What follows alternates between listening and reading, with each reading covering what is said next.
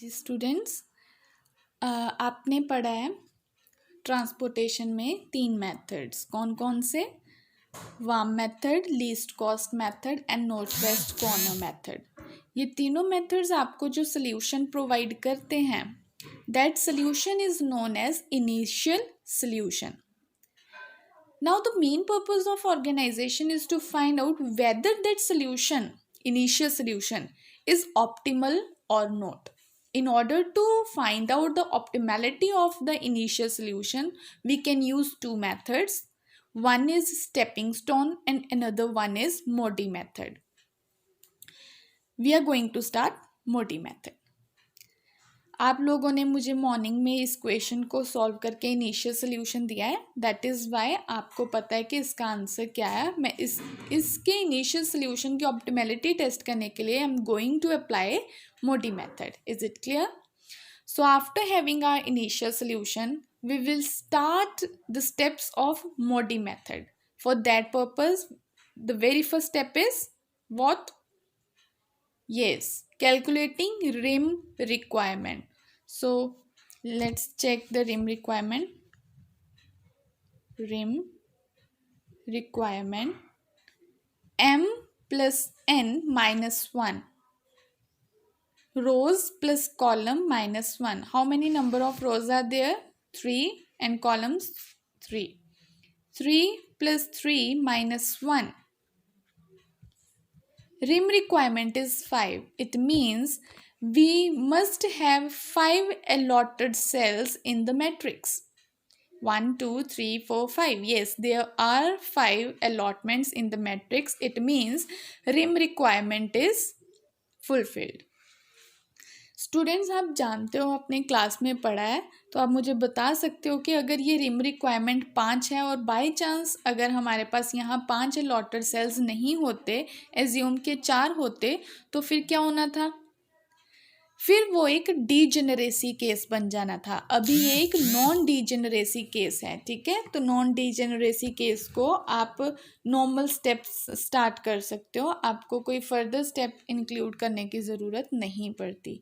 तो rim requirement पूरी हो जाए अगर, यानी जितनी रिम रिक्वायरमेंट आई है उतने हमारे पास अलॉटेड सेल्स हों, तो आप मोडी मेथड को या स्टेपिंग स्टोन मेथड को स्टार्ट कर सकते हो. बाय चांस ये इक्वल ना होता तो गैप हो जाता दोनों में, तो वो नॉन डीजेनरेसी वो डीजेनरेसी केस होना था, जिस वजह से हमें वहाँ एप्सिलन मतलब एज्यूम्ड और deemed to be allotted cell, उसको इंट्रोड्यूस करना था. वो अलग क्वेश्चन है, हम उसको बाद में डिस्कस करेंगे. अभी हम स्टार्ट करने जा रहे हैं क्योंकि हमारी रिम रिक्वायरमेंट पूरी हो गई है, हम मोडी मेथड स्टार्ट करने जा रहे हैं. The very first step is to calculate UI और VJ values. For calculating UI और VJ values we need to have dummy values. और हम सबसे पहले डमी वैल्यू देते हैं किसी भी रो को या किसी भी एक कॉलम को 0 साइन करके. और आप जानते हो सबसे पहले 0 किसको देंगे? जिस साइड पे, चाहे वो रो हो चाहे कॉलम, जहाँ पे सबसे ज़्यादा अलॉटेड सेल्स मिलेंगे हम वहाँ पे 0 देंगे, ठीक है? तो आप देख सकते हो इस रो में 3 अलॉटेड सेल्स हैं, यानी सबसे ज़्यादा इसी रो में अलॉटेड सेल्स हैं, हम यहाँ पे 0 देंगे. Is it clear? अब ये 0 और ये वैल्यूज़ हमें हेल्प करेंगी बाकी UI और VJ वैल्यूज़ निकालने में. याद रखना, सिर्फ और सिर्फ अलॉटेड सेल ही हेल्प करते हैं ये VJ और UI और VJ वैल्यूज़ निकालने में. तो निकालनी कैसे हैं? ये भी अलॉटेड सेल है तो ये हेल्प कर सकता है. तो कैसे करेगा? यहाँ पे कॉस्ट क्या है? 20 minus 0, it is 20. 30 minus 0, it is 30. 20 minus 0, 20. Is it clear? इसके बाद इन वैल्यूज़ की हेल्प से UI वैल्यूज़ निकाल के देखेंगे, पर हेल्प कौन कर सकता है? Only allotted cell.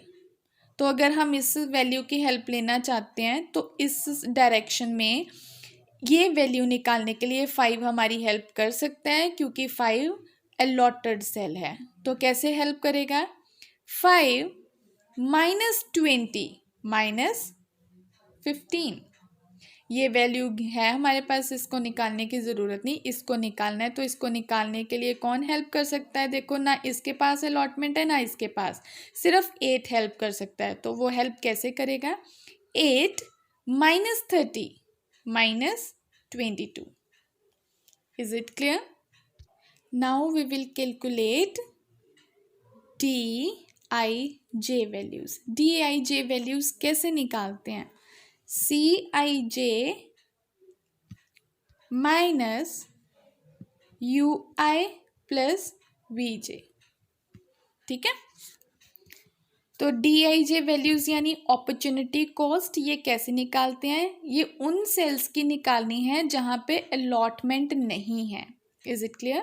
किन सेल्स की निकालनी है? जहाँ पे अलॉटमेंट नहीं है, जैसे 10, 10, 5, 12, इन सेल्स की निकालेंगे। तो DIJs निकालेंगे तो सबसे पहले इस 10 की निकाल देते हैं। ये कौन सा नंबरिंग के अकॉर्डिंग बनता है? D1, 2। तो D1, 2 की वैल्यू निकालने जा रहे हैं। CIJ मतलब उस सेल की जहां हम कैलकुलेशन करने जा रहे हैं, उस सेल की कॉस्ट। तो कॉस्ट कितनी है? 10 माइनस UI कितना है इसका? -15 प्लस VJ है 30। क्लियर? तो आंसर इज -5। हमने इस 10 की निकाल दी वैल्यू, अब निकालेंगे इस सेल की।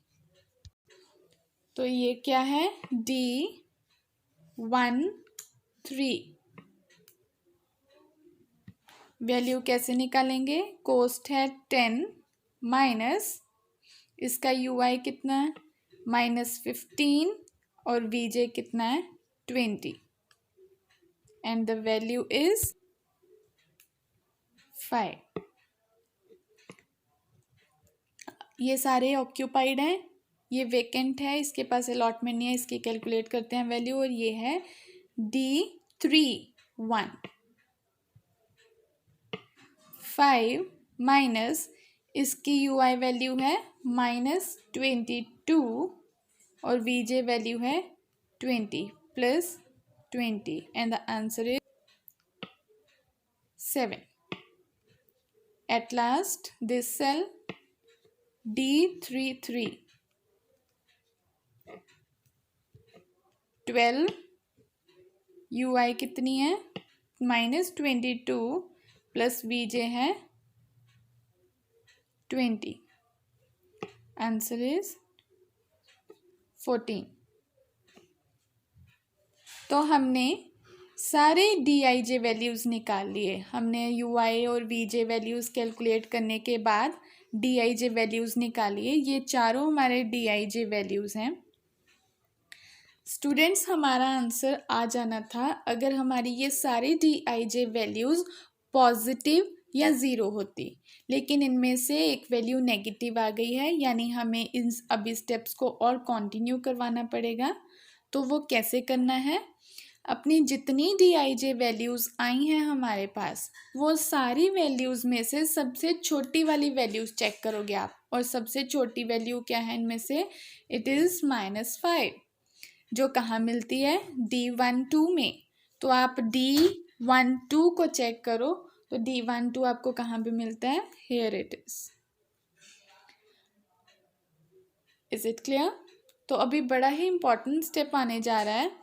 वो कैसे करेंगे? हमारी जो सबसे छोटी वैल्यू थी, लीस्ट वैल्यू, हमने उसको चेक करके वो सेल के पास गए।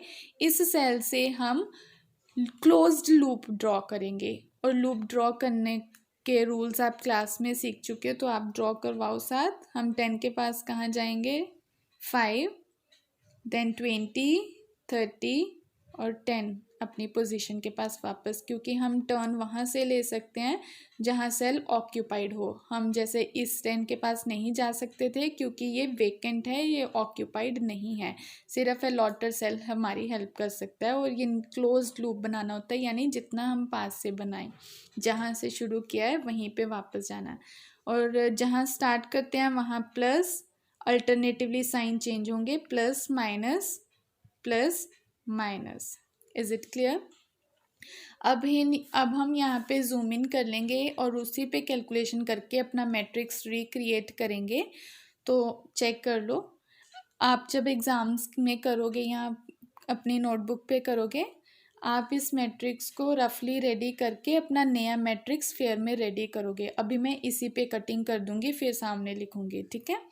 तो यहाँ पे हमारा नेक्स्ट पर्पस है, माइनस वाली डायरेक्शंस को चेक करेंगे। यानी जहाँ पे लूप बना है वहाँ माइनस वाली डायरेक्शंस को देखो, वहाँ पे जो अलॉटमेंट्स हैं उनमें से छोटी अलॉटमेंट सिलेक्ट करोगे। तो हमारी अलॉटमेंट छोटी क्या है, 10, यानी हम सिलेक्ट कर रहे हैं 10। तो हमने सिलेक्ट कैसे किया, हमारे पास 4 कॉर्नर्स थे, 2 प्लस के 2 माइनस के, हमने माइनस वाले चेक किए, वहाँ अलॉटमेंट्स में से छोटी वाली वैल्यू उठा ली। अब ये वैल्यू अपने साइन के अकॉर्डिंग हर डायरेक्शन में डील की जाएगी। जैसे यहाँ पे 10 है, 10 माइनस जो सिलेक्ट किया है 10, तो 10 माइनस 10 0, तो यहाँ पे कुछ नहीं रहेगा। मैं इसको शो करने के लिए क्लियर बना लेती हूँ। तो जैसे 10 माइनस 10 करके वैल्यू 0 आई, तो मैंने क्लियर मैट्रिक्स ही बना दिया ताकि क्लैरिटी हो। यहाँ पे था ना वो 30, तो 10 माइनस 10 करके 0 हो गया, इसलिए अब यहाँ पे कुछ नहीं आएगा, 0 मतलब नील, ये वेकेंट हो गया, ठीक है। अब देख लेते हैं, यहाँ पे है 10, 10 प्लस 10, अब कितना बन गया 20, तो इस सेल में 20 आ जाएगा 10 की बजाय, तो 20। 35 माइनस 10, 35 माइनस 10 इट इज़ 15। यहाँ क्या है, नथिंग, 0 है ना, तो 0 प्लस 10, 0 प्लस 10 कितना बन गया 10। तो हमने अपने values, sorry 35 minus 10 was 25, here it is 25, 35 minus 10, ठीक है 25। तो हमारे मैट्रिक्स को हमने रिक्रिएट कर लिया है। अब जो मैट्रिक्स हमने रिक्रिएट किया है, इन्हीं यहाँ पे फोकस करके किया था, जूम इन करके वैल्यू छोटी उठा के प्लस माइनस करके हमने मैट्रिक्स दोबारा बना लिया। अब इस मैट्रिक्स पे हम चेक करेंगे वही स्टेप्स को लगा के, ताकि हमें एक ऑप्टिमल रिजल्ट मिले। तो हम 0 असाइन करना है अभी भी यू आई और वी जे वैल्यूज़ निकालने के लिए। तो हम किसी एक को 0 देंगे। तो उसके लिए मैंने रूल सिखाया था, जिस रो या जिस कॉलम में आपको मैक्सिमम अलॉटेड सेल्स मिलेंगे वहाँ 0 देना। Now there is a tie, जब आपका टाई होता है तो आप किसी को भी 0 साइन कर सकते हो, पर मैं क्लास में आपको समझाती रही हूँ कि उसी जगह पे आप 0 दो। मतलब ये कोई हार्ड एंड फास्ट रूल नहीं है, फिर भी कोशिश करो वहीं 0 दे दो जहाँ पे आपने लास्ट स्टेप में दी थी, क्योंकि टाई आ गया है, ठीक है। तो हमने यहाँ पे दी थी, तो मैं दोबारा यहीं पे 0 दे रही हूँ। नाउ 20 माइनस 0, 20, क्या 30 हेल्प कर सकता है, नहीं, क्योंकि ये लॉटेड नहीं है। 20 माइनस 0 20, अब इन दोनों की हेल्प से हम ये वैल्यूज़ निकाल लेते हैं। ये 5 अलॉटेड है, ये हेल्प कर सकता है। 5 minus 20 minus 15, is it clear. तो ये हेल्प नहीं कर सकता क्योंकि ये अलॉटेड नहीं है, तो हम इसकी हेल्प ले लेते हैं ये वैल्यू निकालने के लिए। 10 माइनस माइनस 15, तो माइनस माइनस प्लस हो जाता है, एंड एट लास्ट ये वैल्यू ड्रॉ करनी थी हमें। ये वैल्यू कैसे आएगी, ये 8 अलॉटेड है, तो 8 हमारी हेल्प कर सकता है। 8 माइनस 25, इज इट क्लियर। अब हम ड्रॉ करेंगे TIJ values, CIJ minus UI plus VJ। ये अलॉटेड है, ये अलॉटेड है, ये अलॉटेड नहीं है, ऑक्यूपाइड नहीं है। D13, CIJ है 10, UI है -15 और VJ है 20। तो हमारा आंसर है 5। ये अलॉटेड है, इसकी बारी D22, 30 minus 0 plus 25, D31 5 minus 17 plus 20, ये ऑक्यूपाइड है, इसका नहीं होगा। D33 12 minus 17 plus 20,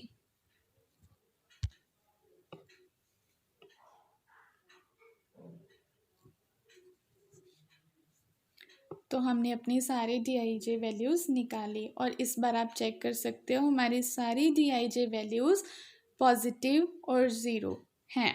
तो अगर हमारी सारी DIJ वैल्यूज़ पॉजिटिव या ज़ीरो हैं तो हमारा क्वेश्चन कंप्लीट हो गया। तो हम आंसर निकाल सकते हैं इनको मल्टीप्लाई और प्लस करके। तो चेक कर लेते हैं आंसर कितना है। 5 into 25 plus 10 into 10 plus 20 into 20 plus 8 into 40 plus 20 into 20।